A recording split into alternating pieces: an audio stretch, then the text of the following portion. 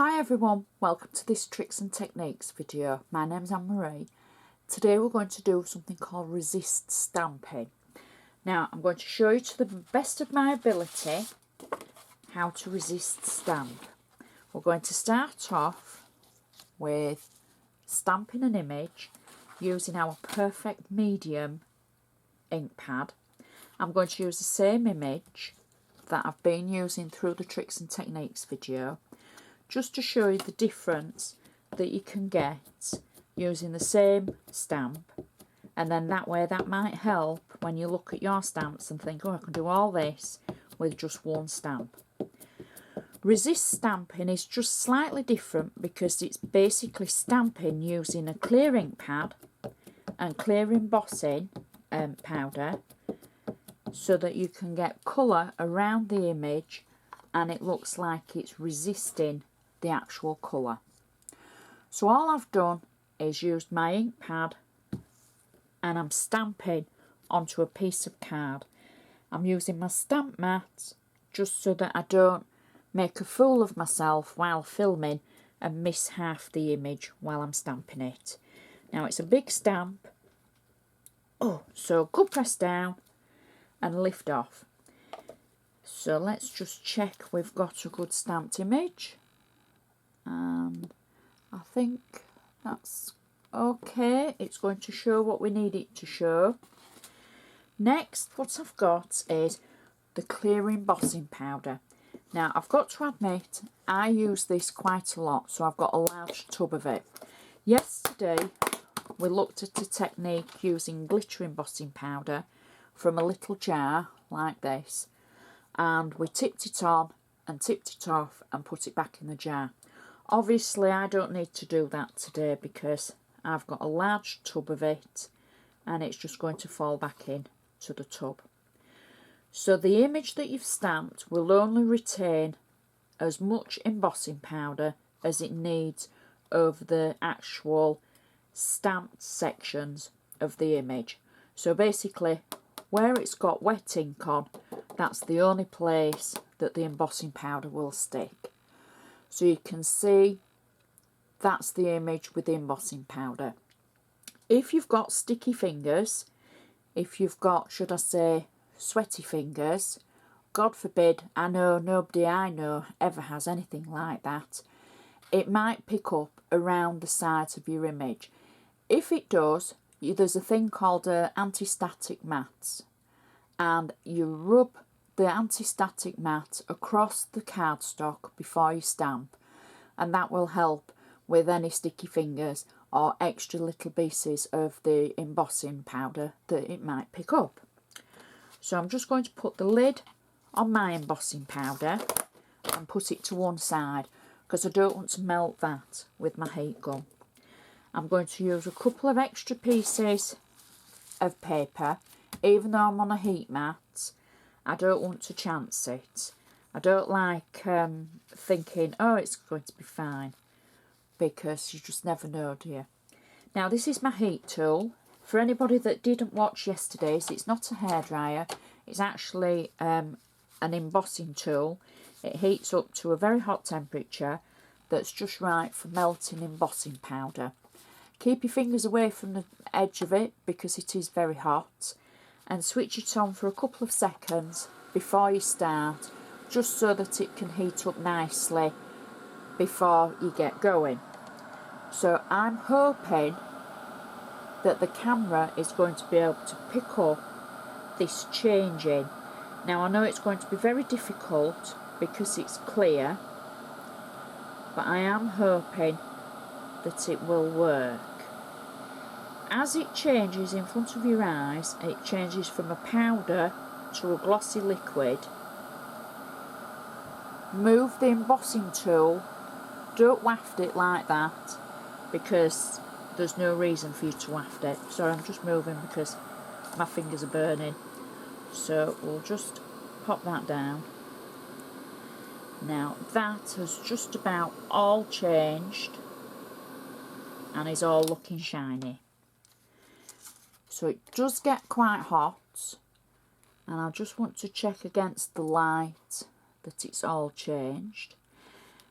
Now I've got a section on here at the bottom that hasn't changed. I've got embossing powder all over my fingers as well. You can see that's not changed yet. So you can always go back to it and heat it for a little bit longer. Keep the heat gun over the top of the image, and then once it's changed, take it away. Don't overheat it, because basically you'll burn it, and then it will just go all flat. You'll lose that shine, and there's no other words to describe it. It'll just look like an embossed, burnt image. You'd be able to tell when you burnt it because you'd be able to smell it basically.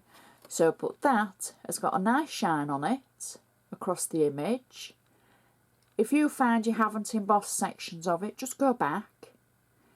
It's all in the inking at the beginning, I think, is embossing. If you get a good clear image to start with, then that is what you can base any of your embossing on. So we said heat resistant stamping. Resist stamping, not heat resist stamping. So it's resist stamping, which basically means now you've got a clear image, even though this looks like it's coloured, it isn't. But now we can go in with some colour, and you'll see how this is called resist stamping. So I'm going to go in with an Anna Griffin ink pad and a blender, and I'm just going to go in from the centre, and I'm just hoping I've picked the right colour for you to be able to see, and it's not going to be too pale. I'm not going to be really careful because it's just to show you the technique, rather than I'm not going to cut this out and use it on something else. So I'm going in with my colour, and from where you're looking, you're thinking, oh, Anne-Marie, that's not really working for me. It just looks like it's lots of colour that you're splodging on a page. So it is really. But then, once I've got my colour on, lots of colour, there we go, and that's showing how it resists it there nicely now. I don't know if it's picking it up, but very soon you'll think, oh, I can see that. So I'll just keep going around, building the colour. There we go. Now, it's not the best inking technique in the world for me to show, but you all know that I can ink, but I'm not looking at perfection on my inking. So we've got the colour on, and you can just see the actual embossed section through it. So I'm going to use a piece of kitchen roll. I'm going to give it a rub.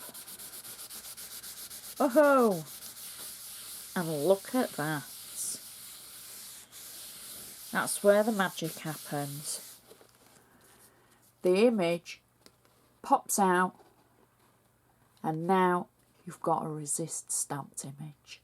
So it's basically using it as the reverse. You're not using the colour on the stamp and then having the white background. You're using the colour on the background and having a white stamp. So that looks perfect. So you can cut that out and use it on any of your projects, and you can still see the shine from the embossing powder. So that is how you resist stamp, basically. You could use different inks, different techniques around the edge of it. You could use a rainbow of colours through it. That would look fantastic. It's completely up to you, as long as you don't use a permanent ink pad, because a permanent ink pad would obviously tint the actual embossing. So I hope this is going to help with your resist stamping methods, and it's another trick and technique that you've now got in your arsenal of craft stash things that you can do. I hope it's dispelled a few myths even, and it just helps you to think, oh, I could have a go at that. It's not difficult. It's just the name Resist Stamping. You think, oh God, that's going to be so difficult and awkward. No, it's just a different method, and you've probably got the things with the clear embossing and a clear ink pad in your stash already. So I'd like to thank you very much for watching. I hope this has helped. Another trick and technique, and hopefully I shall see you again tomorrow for another one of our 31 days. Thanks for watching. See you next time.